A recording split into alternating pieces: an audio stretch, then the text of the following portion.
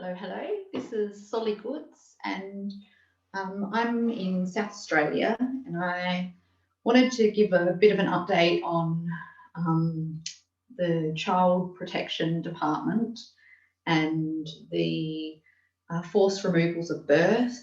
Some of you have been following Mum Melissa Ord's story, where her daughter Melissa Jr. was forcibly removed from her delivery room in Adelaide at the Women's and Children's Hospital back on the 21st of August last year, 2020.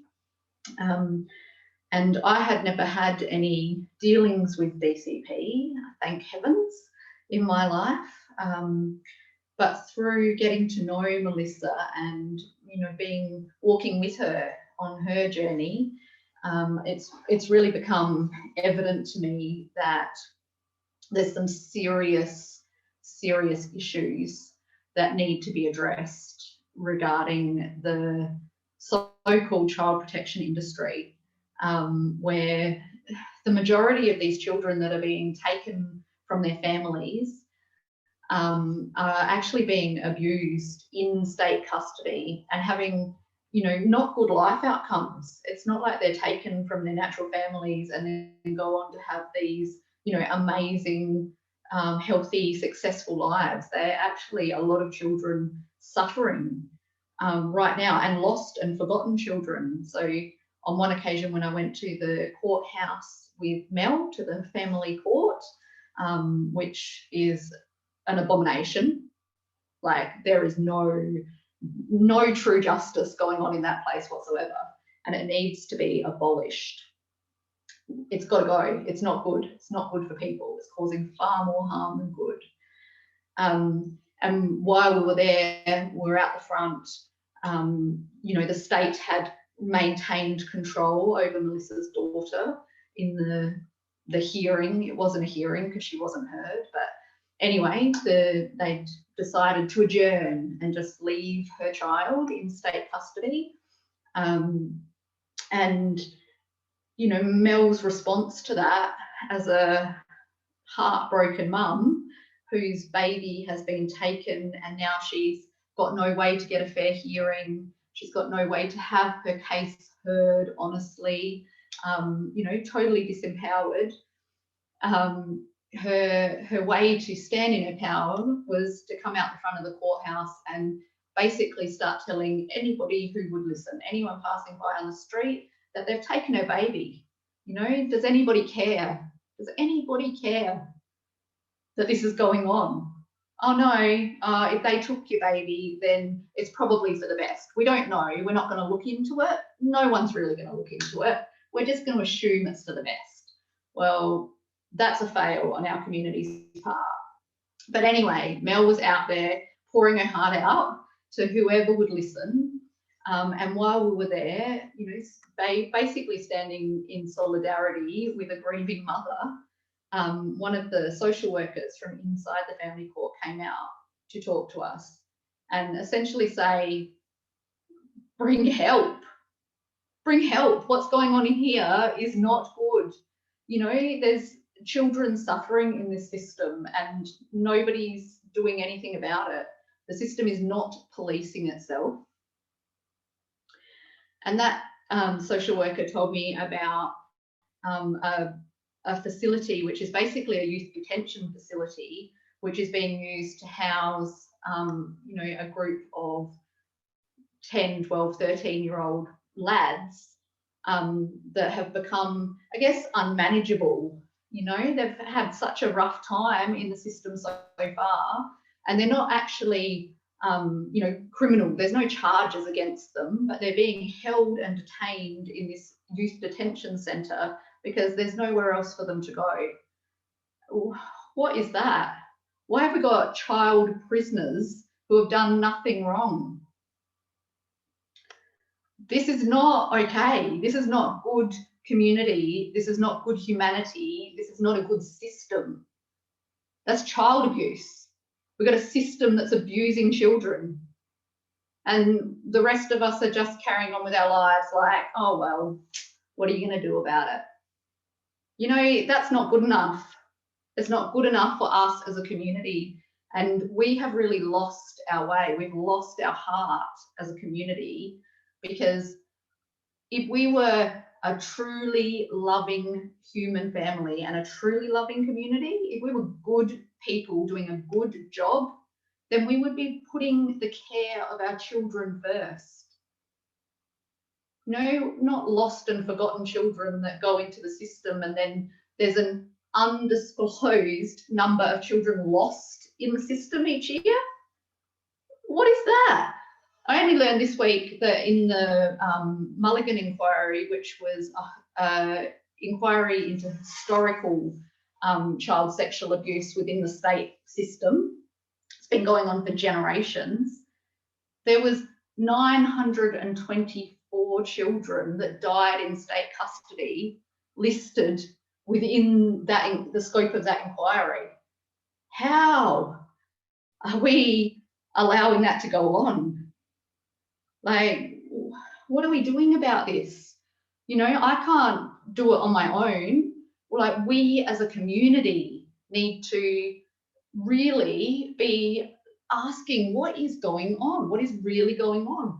We need to be listening to these parents and these families and asking, you know, like, what is actually going on? What is the true story? It's like it's become this taboo thing where everybody's just, you know, dealing with it in isolation and trauma.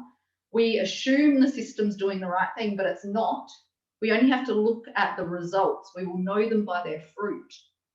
You know, some of what goes on is once they've taken these babies and children from their natural families, is they go into this system where by the time they're then 10, 11, 12, 13, they don't want to be with whoever they've been placed with.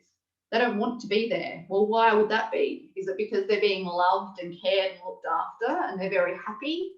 Well, no. Like, there's something going wrong when these youngsters then want to be out on the streets. They're running away from their foster placements. They're running away from the system. They're trying to just, you know, find their own place in the world, because what they've been put through has made them, you know, damaged.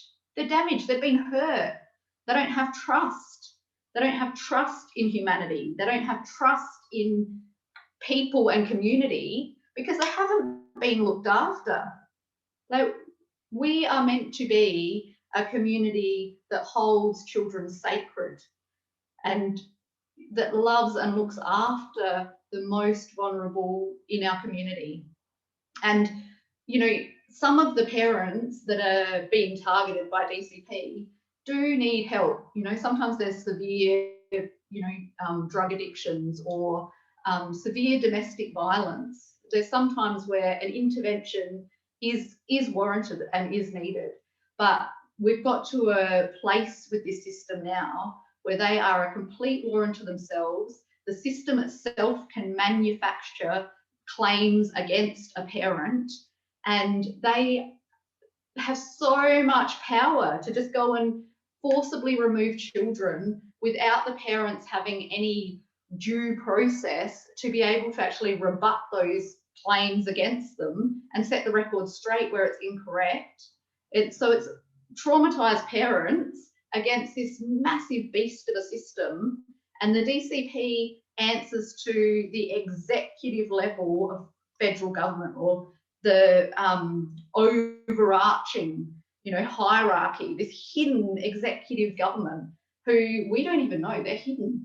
Like, they're the ones that pull the strings, and they're the ones that are in control of this child harvesting system that is taking children away from their natural parents and, like, really causing so much damage to not only the child and their natural family, but the ripple effect is devastating, you know, to their extended family and to the community around. So we might think, oh, we don't know those families, we don't know those children, so it's not really our problem. Well, that is not true, because we are all connected in our shared humanity. So when we as a community are allowing children to be taken from their natural families, fed into a system where the children are being harmed, that is actually impacting on all of our hearts. It really is. You know, whether you're consciously aware of it, or whether you just pretend that that's not really going on and you don't really know, so it's subconscious, it's still affecting your heart. If you're a human with a heart, it's affecting your heart. And that is why we have to give this critical issue of child protection the sacred place that it deserves within our community.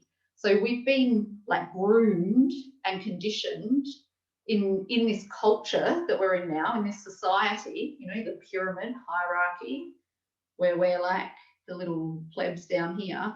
The plebs are not meant to talk about pedophilia or child sexual abuse. It's very taboo. Don't talk about it. Just don't talk about it. Well, is that how we protect our children? Or is that how we allow this abuse to continue to carry on? You know, the truth sets us free. So even though it's a very difficult and dark topic, it's the most dark topic. The abuse of children, it doesn't get any less human. You know, it's incredibly traumatic. And it's incredibly traumatic for the children. Like, they have no way to protect themselves. They have no way to even have a voice and speak for themselves. So if we as a community of adults are not talking about it and not thinking about it, we don't want to know, they're being left in the hands of predators with nobody to come to the rescue. So it's very important that we become willing to look into this and to talk about it and to understand that we have a responsibility, you know, as an adult, as a capable, functioning adult, we each have a responsibility to care for and be aware of what's going on with the most vulnerable children in our community, and to come together in community unity to demand transparency, to demand justice. We need to know what's going on. How many children are in state custody? You know, what is going on with them? Are they safe? Are they healthy? Are they loved? Who's looking after them? Are reports of suspected abuse being taken and actioned? Is there follow-up? Is there follow-through? Is there any accountability? You know, are the predators actually being identified and removed from the system, or are they running it? Like, it's up to us to care enough to do this investigation, you know, as a community. So it's not that we just turn it over to the system and say, oh, the authorities are taking care of it, because we've seen, you know, inquiry after inquiry where the system investigates itself, because so many people come out of the system and say, I was actually abused while I was in the system. And then they do a royal commission, investigate themselves and each other, you know, identify prominent VIP pedophiles, and then the court puts a suppression order to protect their identities. And we as a community just carry on like, that's normal. Well, that's not normal. That's not healthy. That's not helpful. And it's not protecting our children, and it's not learning from our mistakes. It's not healing. It's not growing. It's just staying stuck in a really stagnant, toxic place. And we can't heal until we actually stop the trauma. You know, the trauma's ongoing. It's happening now. It's still happening. It's still happening. It's still happening. So we need to care enough to all come together as a community and make this a priority, so that we're talking about it. You know, we're working on solutions together. We're providing support.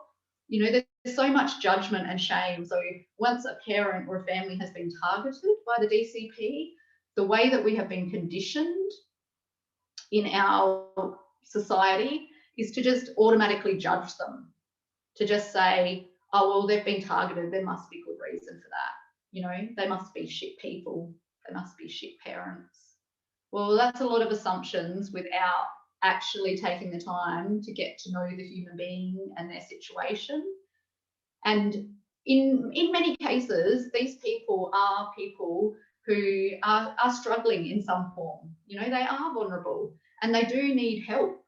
But what they need is help. They need love and support, and you know, to be actually like rallied around by their community, so they're not alone and in isolation and struggling. You know, that they are actually supported in being able to heal whatever they need to heal, so that they can be the best parent possible.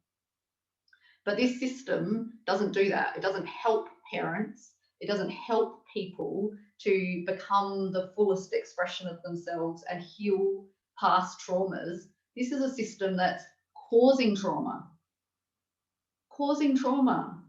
So there's, you know, parents that have been through this system themselves as foster children who've been abused, come out the other end, had their own children who have now had their children taken. So it's intergenerational trauma that's going on. And like, we can't break that cycle unless we're willing to actually come and have a look, have some heart-to-heart conversations, get to know each other and really investigate what is going on, so that we can like find the solutions. But if we're not willing to actually face the reality of the situation, then we're never going to get to that healing place. And that's, you know, so important for us as a whole human family. So important for us to realize that, you know, reclaiming our, it's like our sacred, our most sacred role, you know, as a human being is as child protectors. So when we have, you know, given that up and given it away and lost our connection with how important it is to protect our children, and we've just turned that over to this beast of a system, and our children are not safe, you know, that's where our power has been lost as a people. You know, when we lost our ability to protect our children, we've given away our power. So, you know, in reclaiming our children as sacred and remembering how to be child protectors together, you know, in our community, that's us reclaiming our power out of this beast system and back into community as human beings, you know, as child protectors, which is part of our divine design. So who we are divinely designed to be, you know, because when we love and look after our precious little ones, and they have the most magical, loved, you know, safe, free childhood possible, they are imagining our world like the most beautiful world you can imagine. And that is such a powerful creative energy that actually flows through into the manifestation of beauty and health and well-being for all human beings. When our kids are thriving, like our humanity is thriving. When our kids are traumatized, abused, suffering, forgotten in a system, lost, and nobody cares, nobody's listening, I think it, you know, we can see the ripple effect of that. Like what's going on in our wider community is that we're not thriving, we're not doing well. We're, you know, in this state of disempowered confusion, you know, where we're being ruled over by a system that protects pedophiles. We've got pedophiles that are occupying positions of so-called leadership. Are pedophiles your leaders? Because they're not mine. I don't know how we have allowed this to become the accepted normal, But if we don't actually face it, address it, and do something about it, then we're all going to continue to suffer as much as we allow these children to continue to suffer, because we're all connected. You know, it's the way we're designed. Our hearts are connected. When a baby is crying and suffering and needs help, we're meant to respond.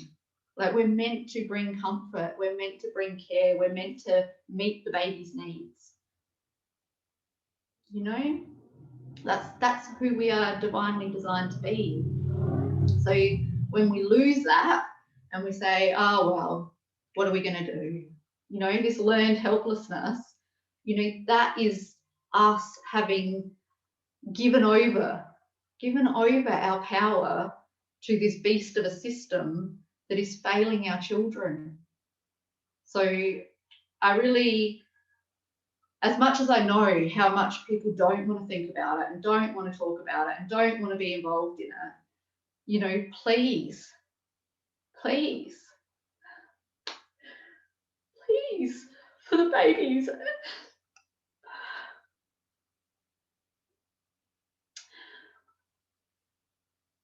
We have the power as a community to bring change and to bring healing and to bring these babies back into love, you know, back into safety, back into true community. But we have to do it by seeking the truth, you know, instead of just judging from the outside looking in without knowing, you know, actually reaching out and asking, how can we help? You know, how can we help? And if you know, if you've got ideas, share your ideas. We need to work together. We need to find our way to bring change, both the good people within the system and all of the community at large. Like, this is all of our responsibility together. So the more that we can take ownership of this critical issue and say, yes, like, whatever is going on to our children is affecting our whole community. And so it is our responsibility to make ourselves aware, to be aware of what's really going on, and to be actively, you know, collaborating and participating in ensuring that we're intervening where we need to bring children out of harm's way and to have them actually be safe, and to ensure that the natural parents that are being targeted by this system have support and have the ability to have an honest hearing, you know, to actually be heard without all of the prejudgments and labels and shame, you know, that we can actually, like, give them space to be heard as a human being, you know, to be heard heart to heart, and to know what's actually going on, because it is complicated. You know, there's no quick, simple fix. We do need to work through this together, but, you know, that's part of healing, and these kids need us. So my call out to, you know, all of you here in South Australia is to please start to educate yourself and just start to be willing to listen to each other. You know, a lot of us have been abused. A lot of the reason that a lot of people cannot deal with anything to do with abuse and talking about it is because it actually brings up trauma memories of having been abused yourselves, or having been aware of and witnessed to other people being abused. That's been going on for a long time, and it's affected so much of who we are now as a human family. We've been abused, many of us. You know, those of us that haven't been abused need to actually see that as a gift and a privilege, and that we should be using, you know, how loved and protected we've been to actually be of service to those around us who have been harmed, to be able to love them and, you know, to help them heal and stand in their fullness, and to know, you know, that they are you know, a whole and divine and sanctified and loved and lovable human being, regardless of you know, what they've been through. You know, that we don't judge them, that somebody that's been abused doesn't become damaged goods. You know, no, we need to love each other through this. And we most importantly need to love and look after and protect our children, and to figure out how to, you know, bring the real world change to this system now that is causing more harm than good. You know, and we can't change what we won't acknowledge. So the very first step to bringing change is bringing our awareness, you know, educating ourselves, being willing to have these conversations, and being willing to cry. Like, what is going on is traumatic and it is terrible, and you know, it is right that as you witness this, that you know, you grieve. We should be grieving, but we don't need to stay stuck in sadness and grief and pain. You know, we can feel that and then say, okay, what are we going to do about it? And, you know, that is my call out to you in South Australia as our community. Like, what are we going to do about it? Please help me. Please help, you know, for all of our sake and for our children. Let's figure it out together.